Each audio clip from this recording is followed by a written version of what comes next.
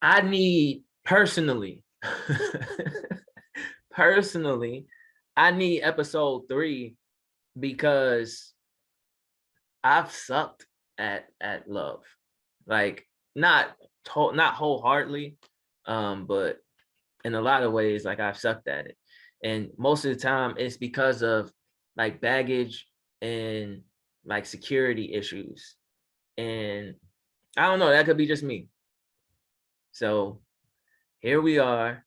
And I wanted to start this off with this initial point because you know I feel like this is important. But it says you cannot carry anyone else's bags. You don't even know what's in them. So let's think about this for a second, right? When as we are sometimes we think, and y'all could talk to me. But sometimes we think that we have this ability to carry the things that someone else has so that they can be who they're supposed to be. Like we think that our job is to carry someone else's bags. And the problem is we think we know what's in them. We've made think we know where those things come from, but we don't know. We don't know how deep that rabbit hole really goes. We don't know the reason why someone is acting like we may have an inkling of why, but we don't know all the things that are connected to that, all the things that has made that person be the way they are. When am I making sense? Yeah. Yes. And because we don't know what's in the bags, and another part, right, about not knowing what's in the bags, sometimes you could be carrying something or trying to carry something for someone, and because you don't know what's in the bag, it could be something in the bag that's really personal to them, right? Something in the bag that's really meaningful to them, and you just slinging it over your shoulder and just trying to carry it any kind of way you want, because you're trying to just move. You're just trying to get that person to move in the direction you want them to move in. And you don't even know that what's in the bag is fragile. You don't even know that what's in the bag has been the thing that they have used as their crutch, and you just trying to sling it all around. Let's go, because we can do this together. You don't know what's in it. Then people, listen to me. People will get mad at you for mishandling their bags. Because you think about, let's go to the airport, right? Let's think about when you're at the airport. Has anybody ever seen, you're on the plane and the tarmac's out there, and they come up and they pull, or you seen like maybe another plane adjacent to you, and there you see the guys taking the luggage and throwing it on the cargo portion of the plane, and you're looking at them like that. They just throwing that stuff. They just heaving like, man, I don't throw my stuff like that. Like it's your personal items, right? It's got your personal items in there, and they just grabbing it and just slinging it. Yeah, I'm about to throw that up there, because all they're trying to do is get on the plane, right? That's all they're trying to do, is get the stuff on the plane and move on. And you're sitting here and you're upset. Sometimes I've seen people get upset seeing other people handle that baggage. So these things that we think are like maybe light things, they're like heavy things. Y'all feel me? What's y'all input in terms of like this whole baggage thing? Has anybody tried to carry somebody else's bags for them? And like, how has that turned out? The link, oh, like it turned out, I got it. Oh no, I wasn't talking about that. Oh. Can you give me an example of what that looked like in like practically? So like All right, so let's say somebody, they may not be a self-starter, and you come along, and that's the I guess that's the wavelength that you're on. That's one of your strong suits. So you're like, oh, don't worry about doing that. Like, I got you on that, or I'm gonna help you through that. And you just are trying to, you just trying to help them through it. But then eventually you get to a place and you realize that that person maybe never asked for help. You just assumed that they wanted help, and you started helping because what you seen in them is maybe a potential that if you had this piece, you would be perfect. So let me add this piece to you so that you could be perfect, or that you could be better. Because sometimes it's not even about being perfect, and sometimes it's not even you just trying to make somebody perfect. You just want people around you to be better. You see a deficiency, you try to add to whatever that deficiency is, and then you realize, like, yo, this person never asked. Maybe this person is resisting this because they never asked for this. They didn't ask for me to help them, and maybe I didn't even ask, could I help them? All right, I got a real time example of that right now, real quick before this dude come out the gym. I just been at his basketball game, right? And yo, bro ain't gonna have no highlight reel to show to the coaches because this game is whack right now. I don't know what he out here doing, but I'm all like talking to these specialists supposed to be able to help him get connected with coaches. It's gonna cost like thousands of dollars and stuff. I'm like, shoot, I ain't about to do all of that.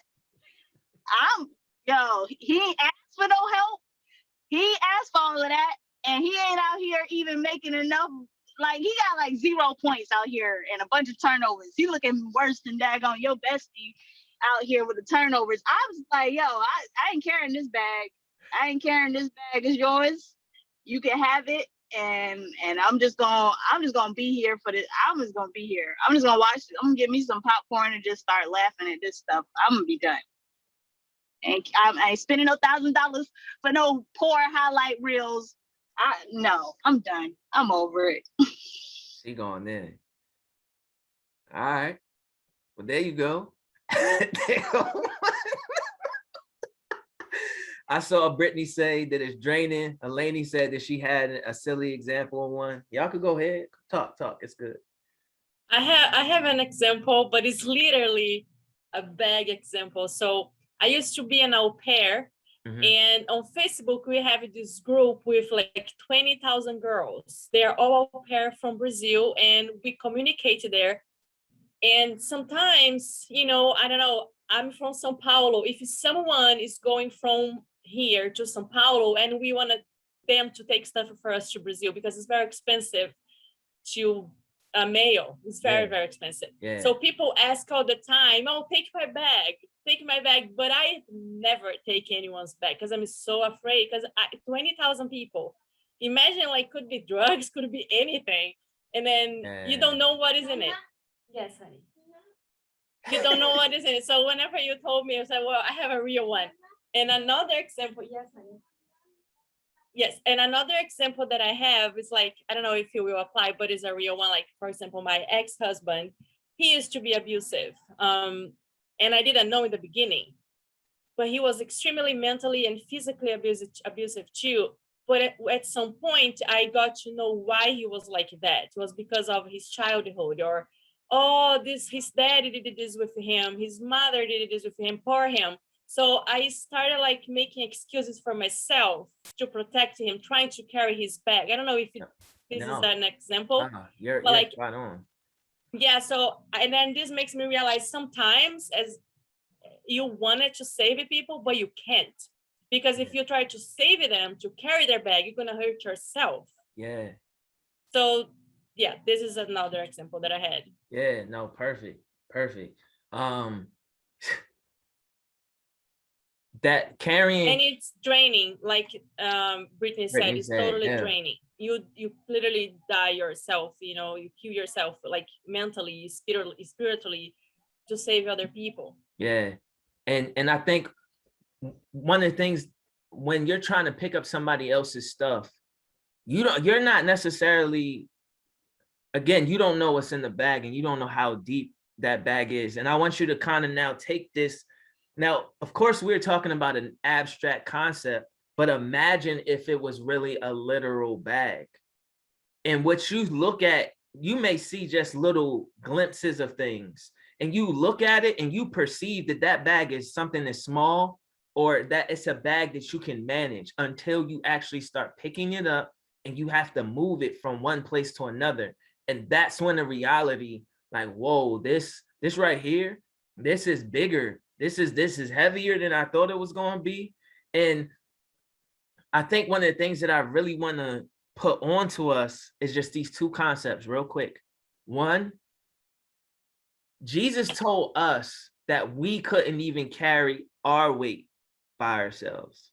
He told us to take my yoke and learn of me, and I'm going to give you rest. So he's telling us, Jesus is telling us that we can only carry our baggage with him. And here we are trying to get someone else's baggage and move it sometimes. And I don't know if anybody works out or anything, or you know anything about exercise, but just lifting something inappropriately or something that you're not prepared for can create injury. Right? And that's the same thing. You're trying to maybe make excuses for someone, or trying to, you're just trying to be an advocate sometimes. And sometimes we're the saying is that you're biting off more than you can chew, right? And that's really just not what the Lord wants for us. And then that second thing that I want to say is that Jesus is the Savior.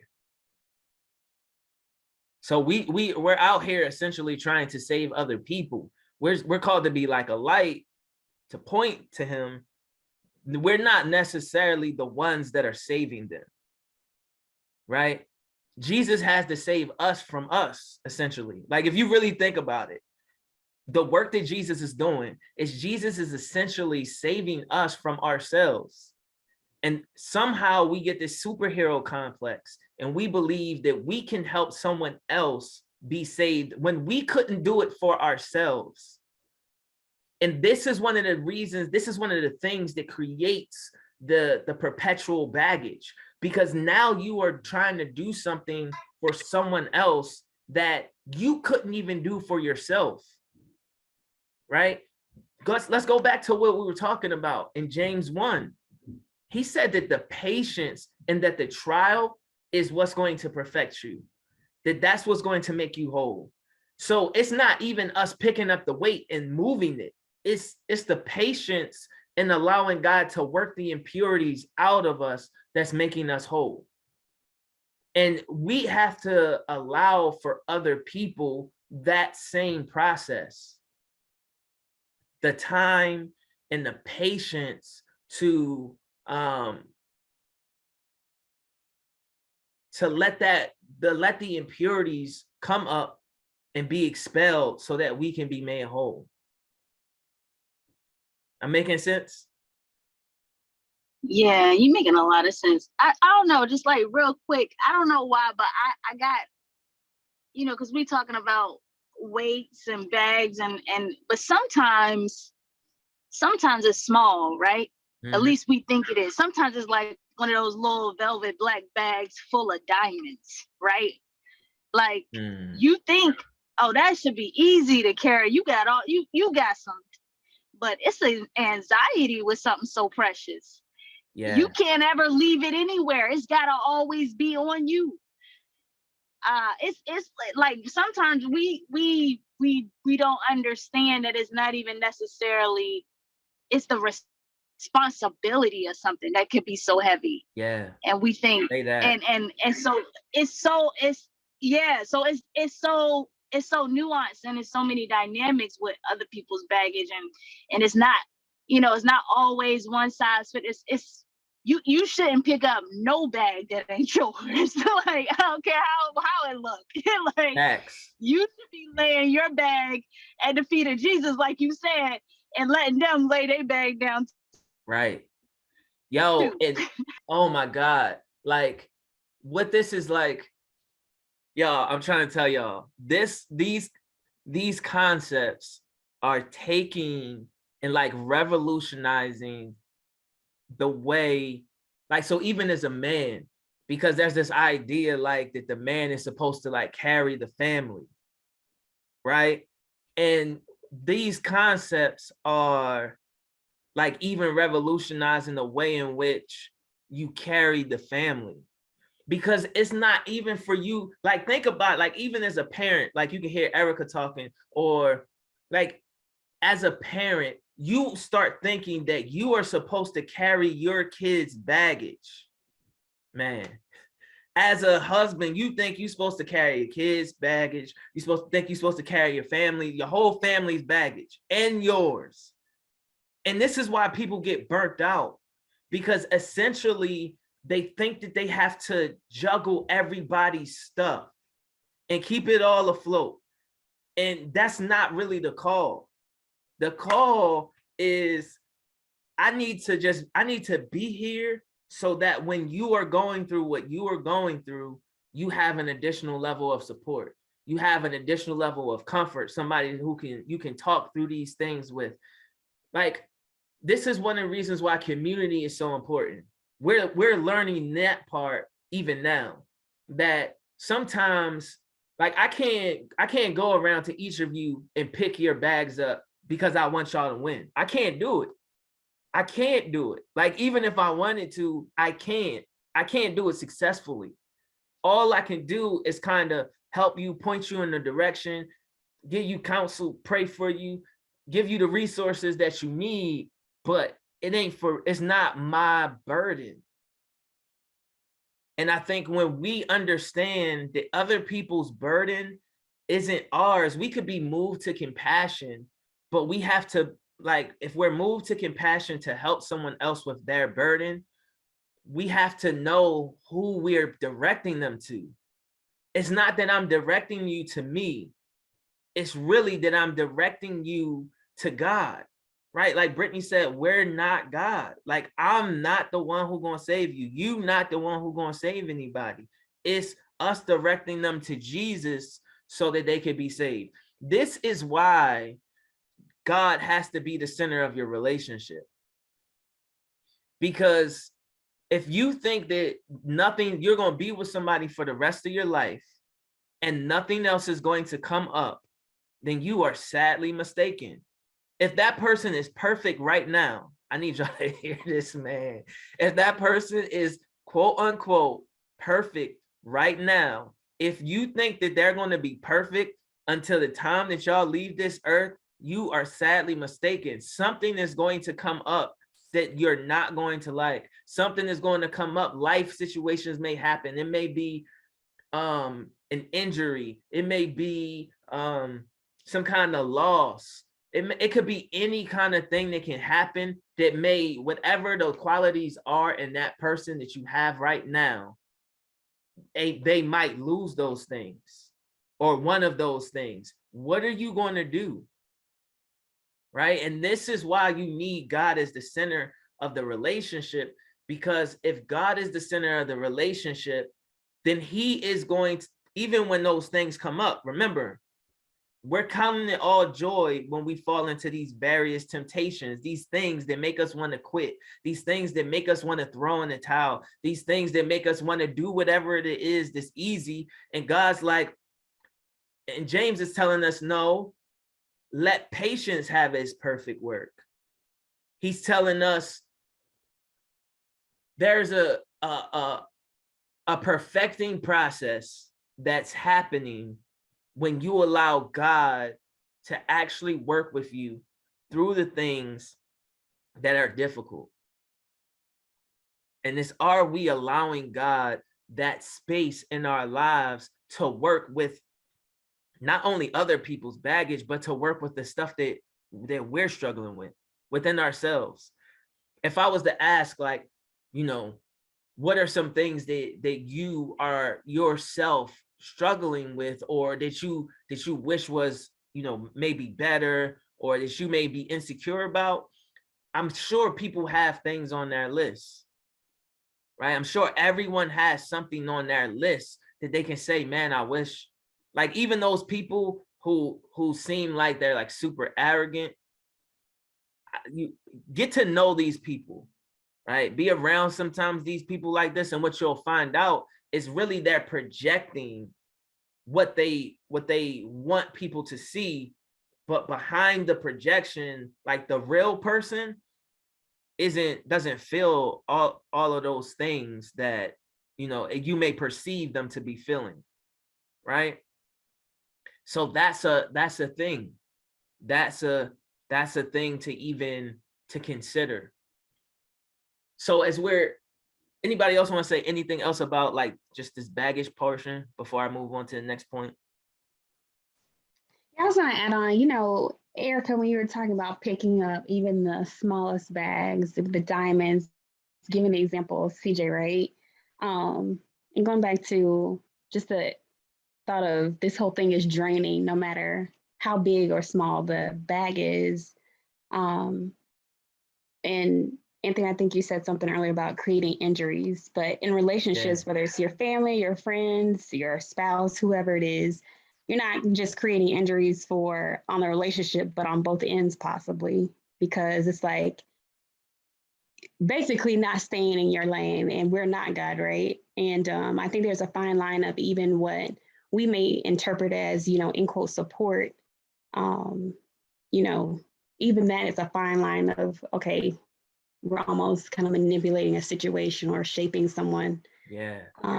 Or even making people start to feel like you're making them a project, and then there's resentment there. Right. And so it's just damaging on all ends. Right. I'm glad you said that. Go ahead, Taylor. I see you unmuted. So these verses have been pointed out to me. It's kind of a different take. It's in 2 Corinthians 7, and it's 8 through 10. Mm-hmm. And basically in the verses, Paul is talking to the church about what they did wrong. And I feel like we as people are so like enslaved to our own desires. And I feel like we have to take ownership of like where we're going wrong. So I feel like in adding to what everyone has been saying, like what Brittany said, being a project, like, you know, you can't push people towards like repentance or anything like that. They have to find that for themselves. So yeah. I'm reading it now. I'm gonna read it to you all. Paul's savage. Crazy. He was calling them out. I was like, dang, like he said, I don't regret it. He said, I don't care. You're gonna repent today, because if you don't, then this is what's gonna happen. Like, and what he also is saying, like, this is what I'm starting to understand about like people who are really led by God. There's almost a duality to them, because there's a part of you that understands the human aspect of what's happening, the human aspect of maybe correction, or maybe the human aspect of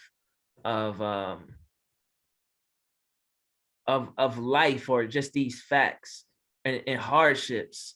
And then there is, in addition to the human aspect, there is a spiritual aspect.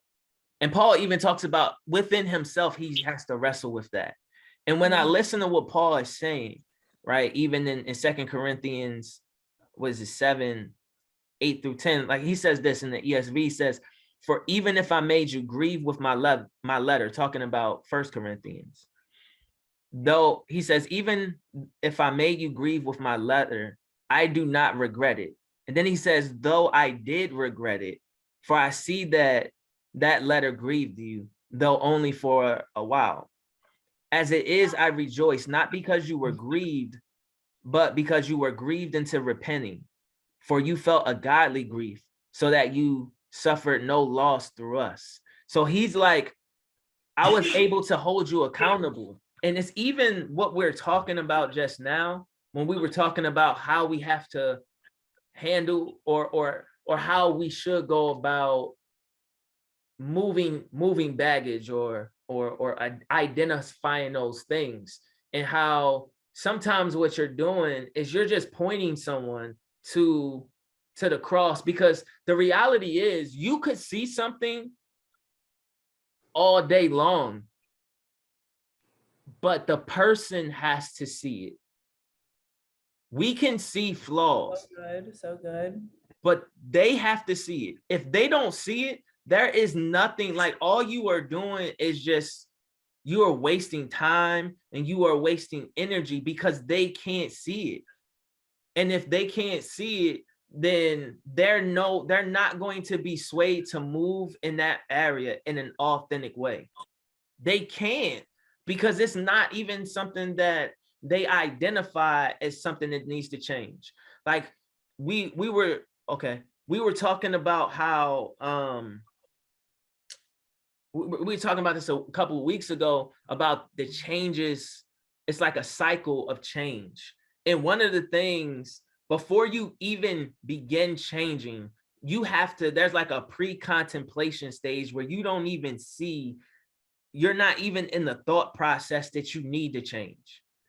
And then what happens is there's like a contemplation stage where you actually begin to think that you need to change, but just thinking that you need to change does not institute change, right? And there's all of these movements that have to happen for someone to actually come into change.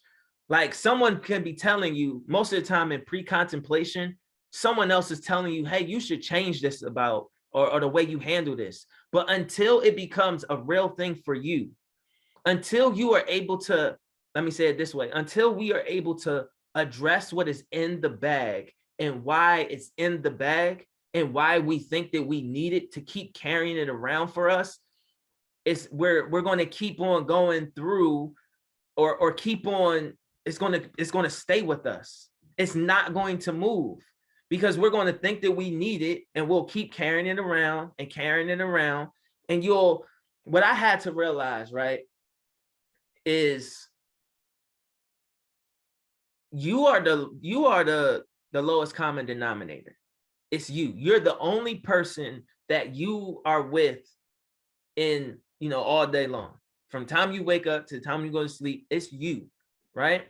So if you start looking at certain things in your life, eventually you have to, other things may have happened where other people, of course, they play roles, but you have to start taking stock and taking ownership and saying, well, what did I do?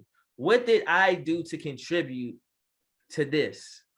Right? And sometimes it takes, if we're being honest, most of the times we don't want to be wrong about what we, or how we think we're doing things, because we're doing them.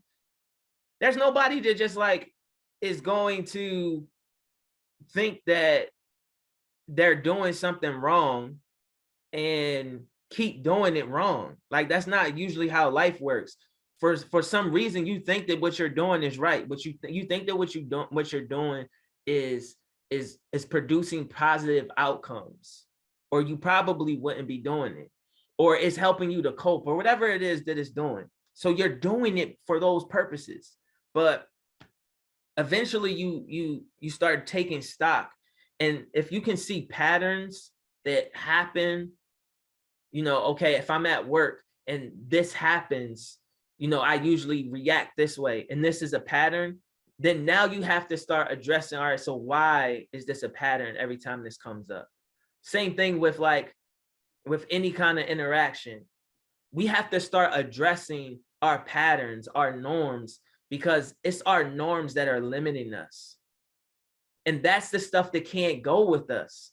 Most of the time, if you keep seeing that something is falling apart, and most of the ingredients are the same, it's just like baking is almost like a science, because you need, if you put too much flour in something, it can mess everything up, or too much water. Like, you really need to measure. Like cooking, I feel like cooking, especially like, you can kind of cook from your soul and just make things happen. I'm gonna put a dash of this and a dash of that, and you kind of working with the aroma, and the temperature and stuff like that. But baking is like, it's more precise. And because it's more precise, you really have to know what you're doing. And that's what it's like when we're addressing life. Life is a lot more like, we think that life is like cooking. You could just move with your soul and just dash a couple sprinkles over here and do this. And really, when you're interacting with other people, sometimes it's more of a science. It's more of understanding what you have to do or what you need to do and who needs to be involved in that sphere with you all. Because we can't do, if we go back to episode 1, you can't even do love without love itself. Like, you have to know God in order to love. You have to know God in order to have the fruits of the Spirit. And you can't love without the fruits of the Spirit. So if you're trying to work on a project and that person doesn't know God, right? And when I say know God, I'm not saying know God in their head, but I'm saying know God in their heart. Like, really be committed to knowing God, really chasing after God, really being in pursuit of God, right? And then you have to like acknowledge the fact that everybody's in different places. So where you are in your walk is where you are in yours, right? Where someone else is in their walk is where they are in theirs. And sometimes, baggage could be our own inflation of where we are, right? Our own self-righteousness of things. So this is a lot, right? and I'm telling you, we haven't even like scratched the surface. Like, I knew the other day when I started this, we was going to have to break this one up into multiple sections. But so when the Lord started, I do want to jump into this, because Brittany even said something that I was like, yeah, we're going the right way. But being able to understand that when God made us, he made us with precision, right? And sometimes I don't think that we acknowledge sometimes I don't think that we acknowledge the fact that when God made us, he knew exactly what he was making. And then when God called us, he knew exactly what he was calling, right? And if we don't acknowledge that, then it can put us in a certain type of situation. And the reason why I'm going there from where we were is because when God was creating the tabernacle in the wilderness, he created the tabernacle in the wilderness, and everybody couldn't work with the tabernacle in the wilderness.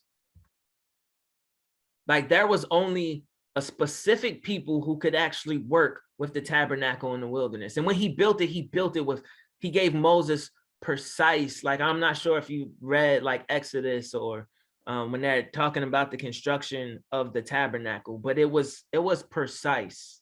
Like, you need X amount of this, and this needs to be this tall. And that's important. And what's important is that not everyone could move the tabernacle or could work in the tabernacle. So I'm gonna share my screen because I want you to see this. So in Numbers, the first chapter, verse 47 and 49, it says, but the Levites were not listed along with them by their ancestral tribe. And when it's talking about this, it's saying, remember, Numbers is when it begins, and it starts off when they're doing a census. The Lord tells Moses to take a census of all of the people who are in Israel. And the Levites were not listed among them. And it says, for the Lord spoke to Moses, saying, only the tribe of Levi you shall not list, and you shall not take a census of them among the people of Israel. Now here's why. Sorry, let me go back. It says in verse 50, it says, but appoint the Levites over the tabernacle of the testimony, and over all its furnishings, and over all that belongs to it. They are to carry the tabernacle and all its furnishings, and they shall take care of it, and shall camp around the tabernacle. And then in verse 51, it says, when the tabernacle is to set out, the Levites shall take it down. And when the tabernacle is to be pitched, the Levites shall set it up. And if any outsider comes near, he shall be put to death. Let me just give y'all this takeaway real quick. Sometimes we are trying to move things that we aren't called to move. The Levites were called to move the tabernacle. They were called to pick it up, to break it down. They were the ones who were encamped all around the tabernacle. All the tribes of Israel were camped around the tabernacle, but the Levites were inside or in a special set apart place in the tabernacle, in the whole, out there in the wilderness. And the Lord's like, no, I've called Levi to me. I've called the Levites to myself. They're my firstborn. And they are the ones that are going to control the tabernacle. And I know some of y'all are like, Aunt, what are you talking about? Why are you talking to us about a building and a tabernacle? Because of this thing right here. Let me go back over here. Paul says in 1 Corinthians 3:16, do you not know that you are God's temple and that God's spirit dwells in you? All right. So let me stop the share for just a second so we could bring this home, because I only got a couple minutes left. So, oh man, this is so good. When God built the tabernacle, he built it precise. And Paul says that we're the tabernacle. Here's some fun or maybe some interesting things about the tabernacle when they were out in the wilderness, right? First of all, the tabernacle that was out in the wilderness, it wasn't even the fullness of like the tabernacle. It wasn't the real tabernacle. It was a picture of the tabernacle. Like it was a picture of the tabernacle that was in heaven. It was a picture of the temple that was in heaven. And that's why it had so perfect specifications. It was symbolic of what it was, a model or a shadow of, there you go, E. It was a shadow of the real tabernacle that was in heaven. I need y'all to hear this, because God was so particular about a model. That was a model. It wasn't even the real thing. It was a model of the real thing. And he was particular about it. So much so that he says that if any outsider that's not a Levite comes near to the tabernacle, they are going to be put to death, because not everybody is assigned to do this work. Not everybody is assigned to move this. And God's particular about it. But he says, but Paul then turns around and he says, wait a second. Do you not know that you're God's temple and that God's spirit dwells in you? There are, the same way God was particular and was precise about the earthly tabernacle that was made out in the wilderness, is the same way that he's precise about each and every one of us. And what this spoke to me and was like, yo, not everybody can come along, or not everybody is qualified to come along and start moving things around. God called people to come and move things around, right? This is why even in the church, there's order and there's structure, because there you need people who can speak life into people. You need people who can pray for people and intercede for people. You need people to hear God and prophesy. Like there are things that we need to have. There are people who are called to do this movement within the tabernacles that now exist. These tabernacles, there's people called to do that. And this is the point, because I don't have a lot of time and I got to get us I got to get us to somewhere. But this is the point of all of this, that there is people called to do this work. And the problem is sometimes the baggage and the insecurities and the things that we have from childhood or from wherever are because people were touching the Lord's temple and they weren't qualified. They weren't called, they weren't anointed to be able to do the work. I'm gonna say it this way. We were talking about projects earlier and being somebody's project.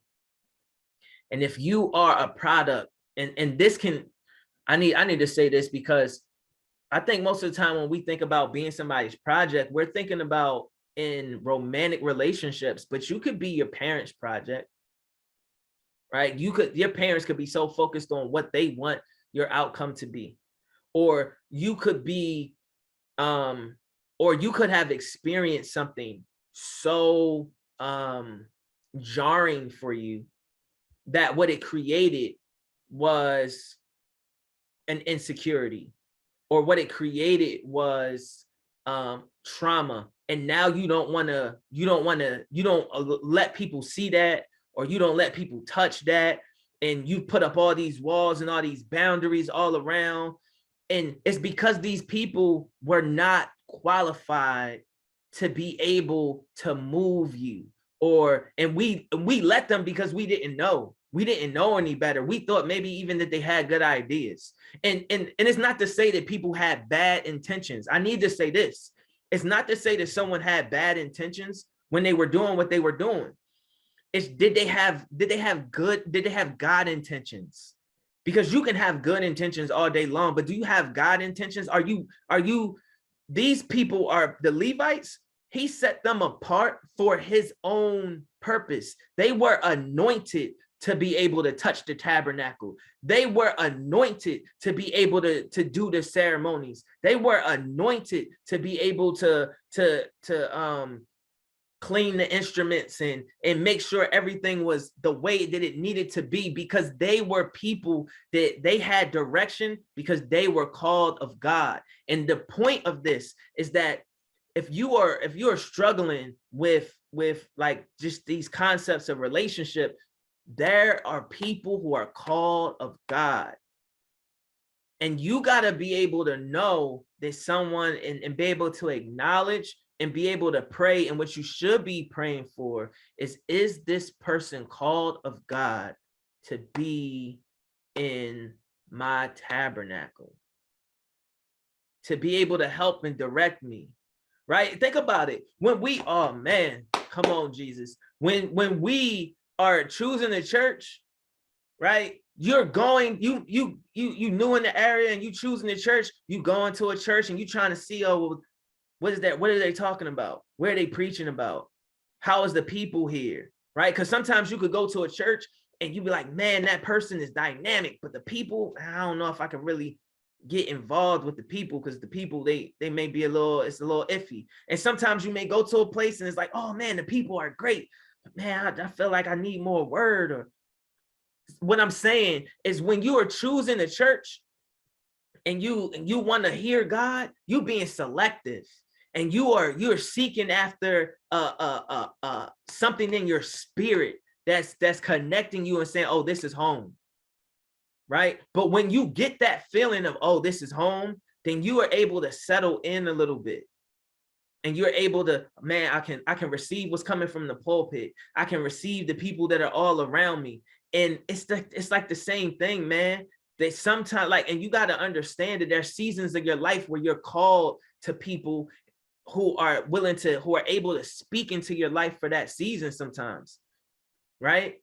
So when we're looking, or when we're in this quest and trying to open ourselves up, because if we're being honest, being in a relationship is opening yourself up. If it's a purposeful relationship, it's opening yourself up to someone else seeing you, right? It's opening yourself up to someone else seeing you.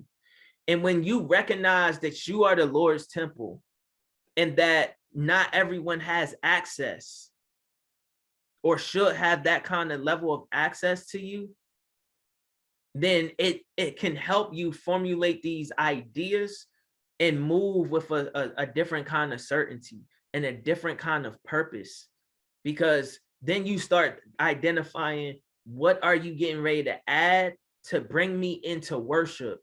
What are you getting ready to add to bring me to where God wants me to be? If we use that barometer as like qualifiers, as another one of those qualifiers, because we were talking about the fruit of the Spirit. We were talking about you got to love God, right? You got to really be in the trenches. You got to be really about this life. But if we use that as another qualifier, like, do you hear from God, right? Are you speaking life into me, right? Because those are the things that you over the, let's just talk, man. Because if we're talking about over the course of the rest of your life, if you don't have somebody that can speak life into you, forget telling you what you look like. If you don't have somebody that can speak life into you, when situations get, when the money start getting funny, when the kids are acting crazy, when you come home from work and you be like, man, forget that job, man, I'm about to tell them what they can kiss. Like, you need somebody. Come on, man. Like, you need somebody who can speak life to you. You need someone who can hear from God and be like, and have God's heart and God's attribute, so that you're not making decisions that are flesh driven, right? We were talking about it in episode 1. Our emotions can have us all over the place. You need someone that knows, that has the Spirit of God, so that their emotions are being managed the same way that you should know the Spirit of God and your emotions should be managed.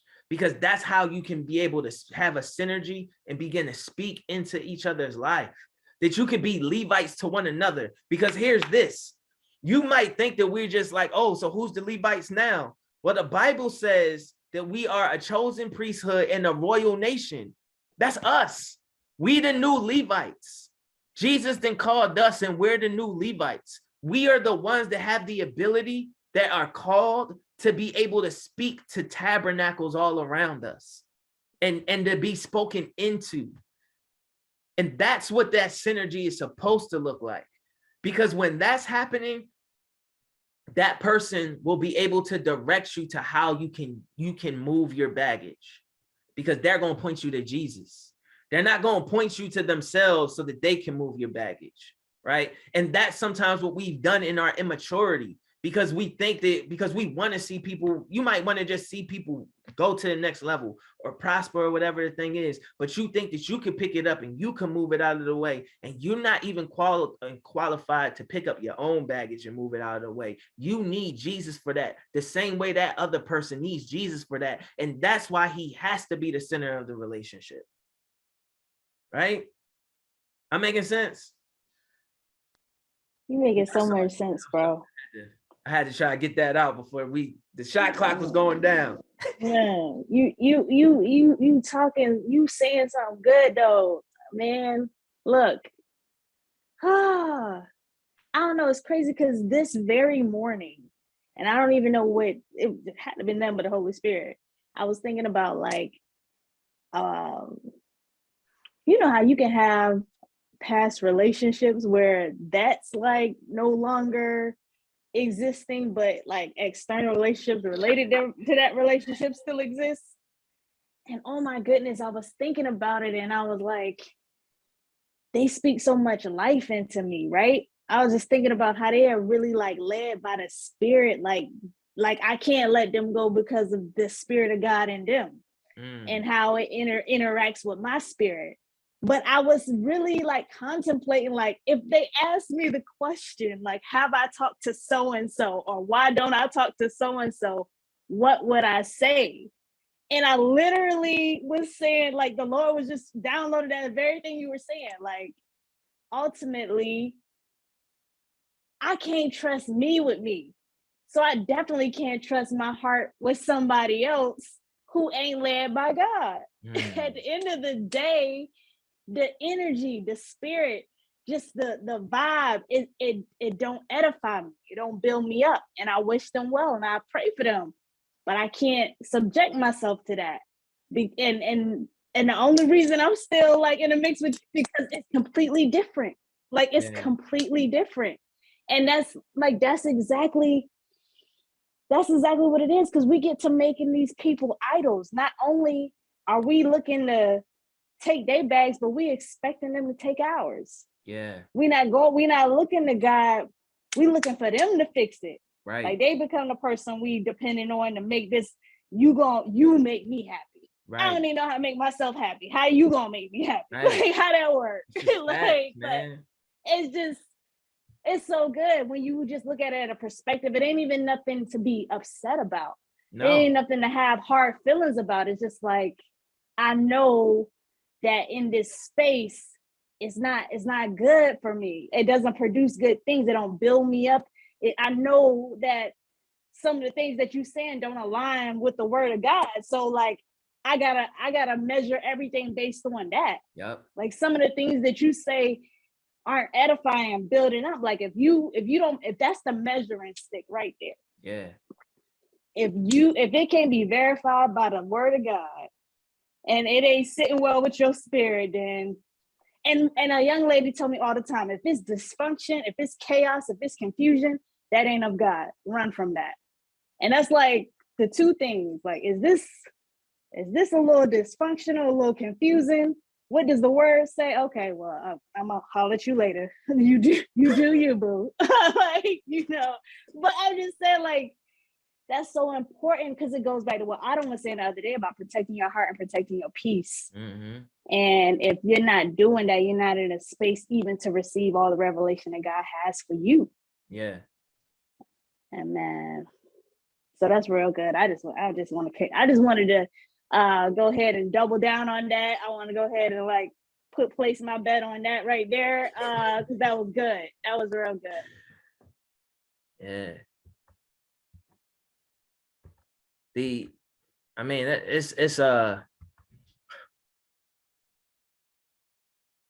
to take it even a step further, right? When we're talking about speaking life, you can also see what you need to see based on what fruit is being produced in me in this space, right? Like what fruit is being produced in this space? Because if there's no fruit that's being produced in this space, now fruit, sometimes things take time to produce fruit, right?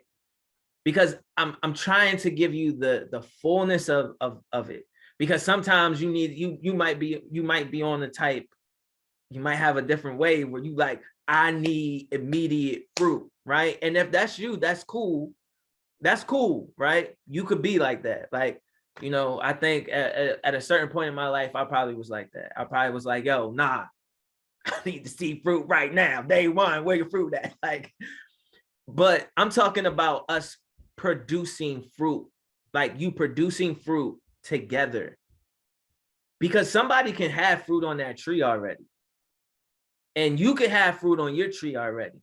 But when you are together, is the synergy producing fruit. Like, just think about it this way. When we all get together, we're producing fruit.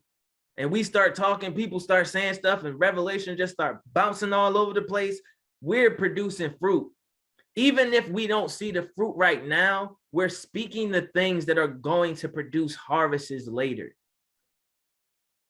Are the people who you are letting close to your tabernacle, are they speaking things that are going to produce good harvests later? Because people are always saying stuff, but is it going to produce a good harvest for you later? That's what you need to be, also identifying. Is that going to produce a good harvest for me later? Because if all you talking about is like, some old other stuff, that ain't really getting ready to produce a good harvest for me later. It just ain't. right? So remember, this is why, now watch this. I'm gonna take it a step further. It's 8:30. I'm getting ready to stop. But I need to take it a step further. The Levites, I said the Levites are us, the royal priesthood, the chosen nation, right? Now watch this. This is why it's so important that you shouldn't be unequally yoked. Y'all hear what I'm saying? This is why it's so important that you shouldn't be unequally yoked, and you should be with a believer, because the believers are the Levites. They're the only ones qualified to touch, man. If I had an organ, they the only ones that is qualified to touch the tabernacle, y'all. Nobody else is qualified to even touch the tabernacle. The Lord said that if somebody, as an outsider, comes near, put them to death.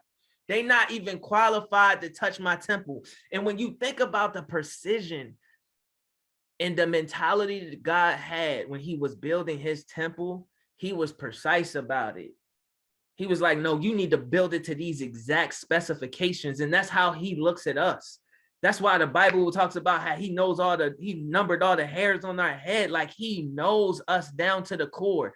And he's so good. Y'all got to hear this. He is so good that when he brings people into your life and they are really supposed to be in your life, man, they gonna bless it. They gonna bless your life, because they know what to do with the tabernacle. You got to understand that if somebody don't know what to do with the tabernacle, like, that's a red flag right off the door, like off rip. That's a red flag. And there's even more to this, but we're gonna have to save it. No, we not. We can't go nowhere. We can't go nowhere. You make your comment, Brittany. We're gonna be here. Thank you, Erica. So I was going to take it a step further and just loop it all around. I know it's 8:30, but we were talking about baggage earlier. Same thing about the tabernacle. Only the Levites could touch it in the shadow, right? And about being the Lord's temple. And, there's this whole, regardless, we're his chosen, right? He set us apart and he protects you. And kind of what we've all been saying, everyone can't have access to you. And there's people throughout our lives we can be connected to where he's like, that ain't it. Same concept, just looping this back around to baggage and taking on people's things, whatever that may look like. It's the same concept as soul ties, right? And that's not just in a, sexual sense, but even friendships or people we're not supposed to be connected to, is because, we are the Lord, we're the Lord's temple, and you do open yourself up and make yourself susceptible to other things that don't click with your spirit and are not meant to click with your spirit.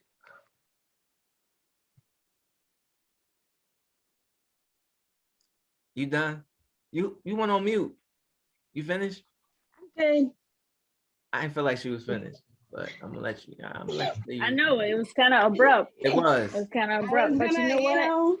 I can keep going, but it's the same concepts, right? Your spirit can be off because you're, again, connected to the wrong things, carrying the wrong things, around the wrong things, and it can be so innocent in your head at first, and just some things can spiral out of control, and yeah. I want to go ahead and pray so that we can let the people who gotta go, and then we can just get back to business, because I got this. We got to stay right here for a second. So if that's all right with you, that's okay with you? All right, it's 8:34. Yeah. No, that is important. Yo, can I say one thing? Go ahead, see what you Y'all trying to do it tonight. Y'all trying to do it. Listen, even soul tie. When we were talking about the soul in episode 1, soul was your wants, your desires, right? and pretty much all your emotions, your soul was like the seat of your emotions is the definition for it. And what happens in a soul tie is that your emotions become tied to someone else's emotions. And that does not have to happen by an exchange of like through a sexual exchange. And that's what makes sometimes the separation so difficult, because the emotional tie. Look, when we're speaking words, we're creating harvests. Man, we're creating harvests.